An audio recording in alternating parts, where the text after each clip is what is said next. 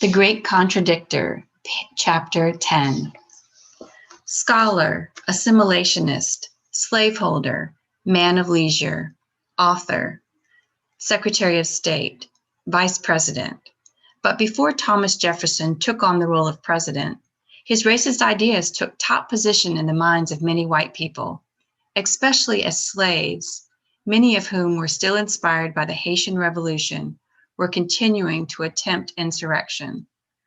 Like Gabriel and Nancy Prosser, the Prossers were planning a slave rebellion, recruiting hundreds of slaves to revolt in Virginia.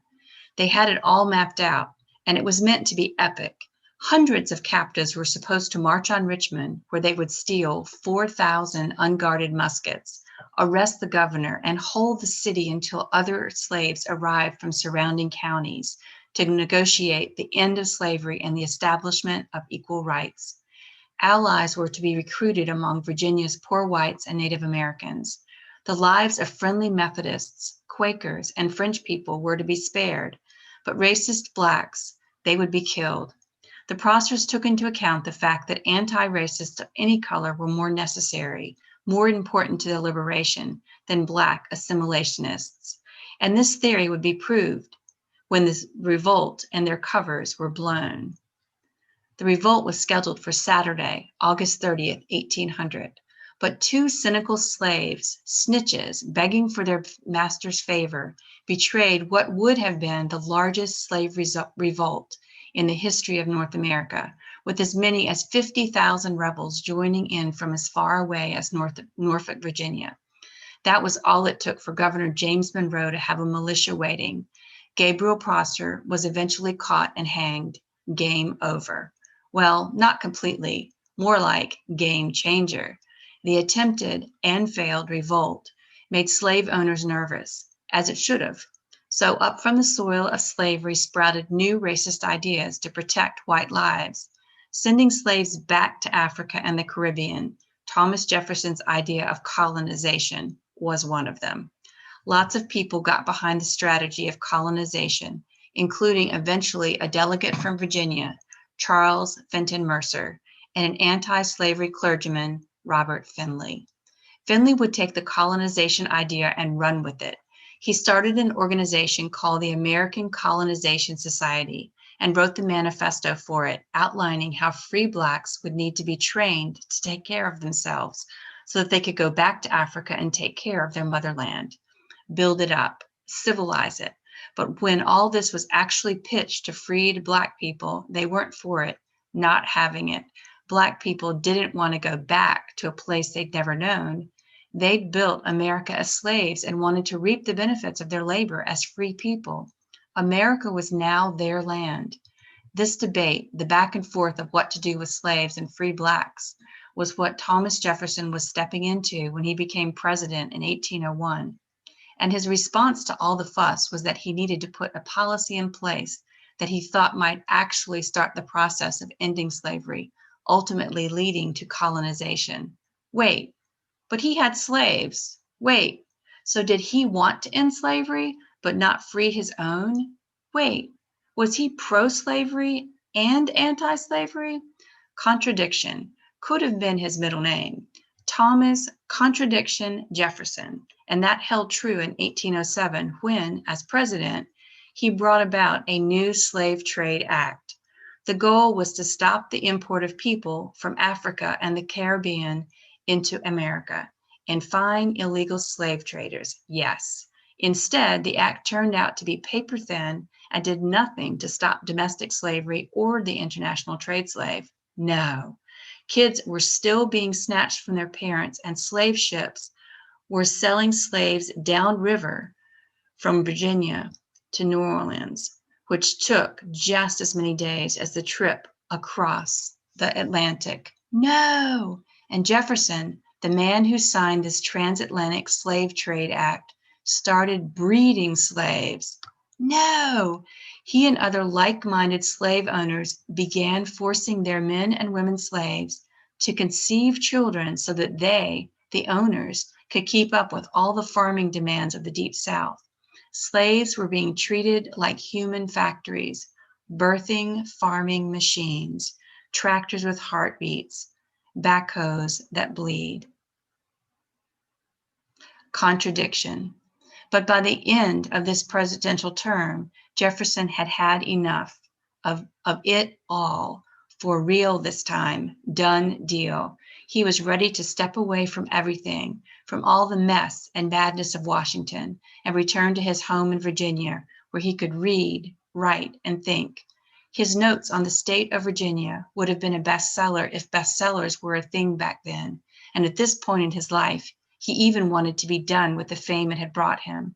He seemed to be grinding a different gear now. At least he was trying to. He apologized for slavery. Pause. He apologized for slavery. Unpause. He'd retired and returned to Monticello so he could run his plantation. Pause. So he could run his plantation?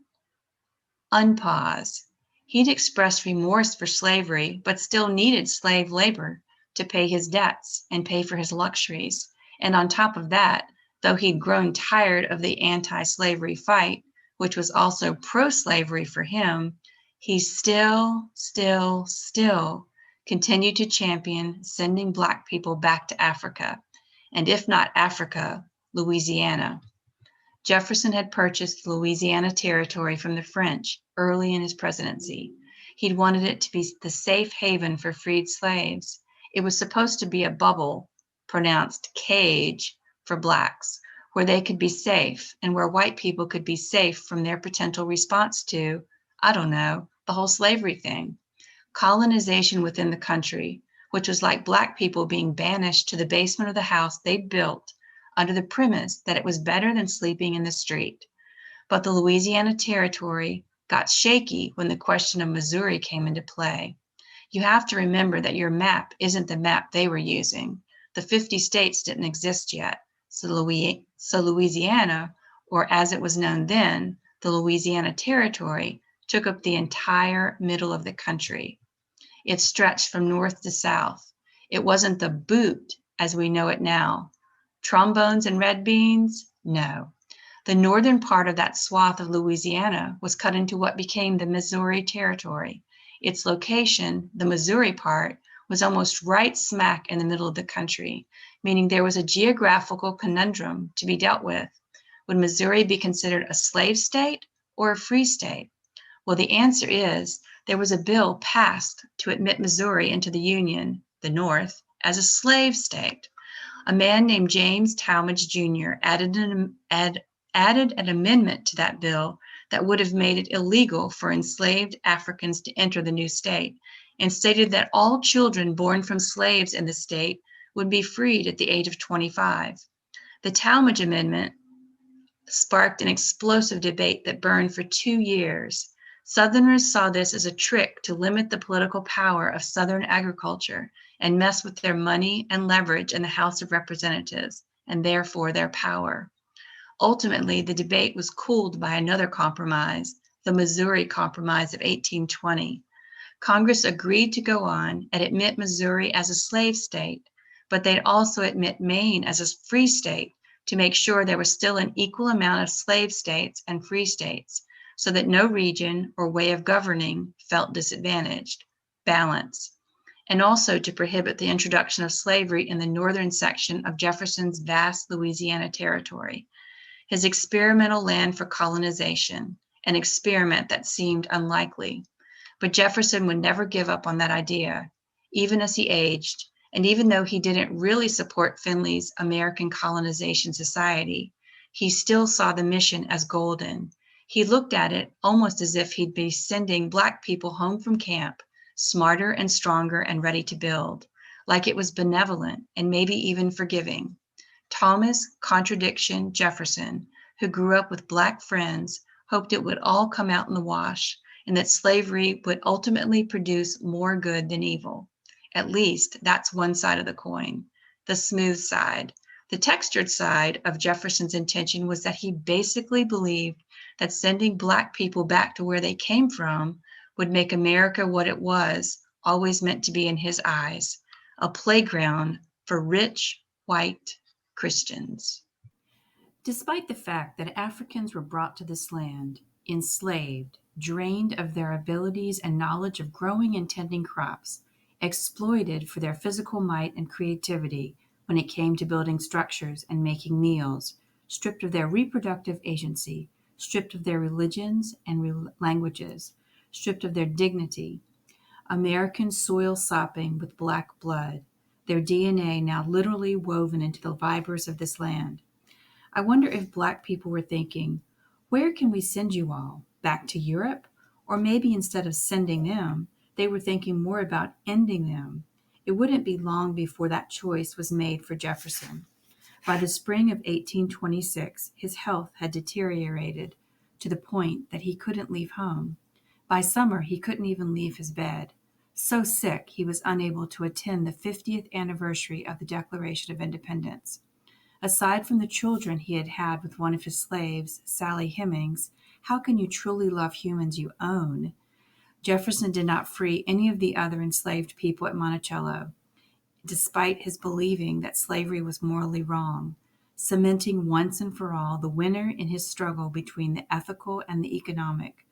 One historian estimated that Jefferson had owned more than 600 slaves over the course of his lifetime. In 1826, he held around 200 people as property, and he was about $100,000 in debt, about $2.5 million today, an amount so staggering that he knew that once he died, everything and everyone would be sold. On July 2nd, 1826, Jefferson seemed to be fighting to stay alive. The 83-year-old awoke before dawn on July 4 and called out for his house servants. The enslaved black faces gathered around his bed. They were probably his final sight, and he gave them his final words. He had been a segregationist at times, an assimilationist at other times, usually both in the same act, but he never quite made it to be anti-racist. He knew slavery was wrong, but not wrong enough to free his own slaves. He knew as a child that black people were people, but never fully treated them as such, saw them as friends, but never saw them. He knew the freedom to live was fair, but not the freedom to live in America. The America built on their backs. He knew that all men are created equal. He wrote it, but couldn't rewrite his own racist ideas. And the irony in that is that now his life had come full circle. In his earliest childhood memory and in his final lucid moment, Thomas Jefferson lay there dying, death being the ultimate equalizer in the comfort of slavery, surrounded by a comfort those slaves never felt.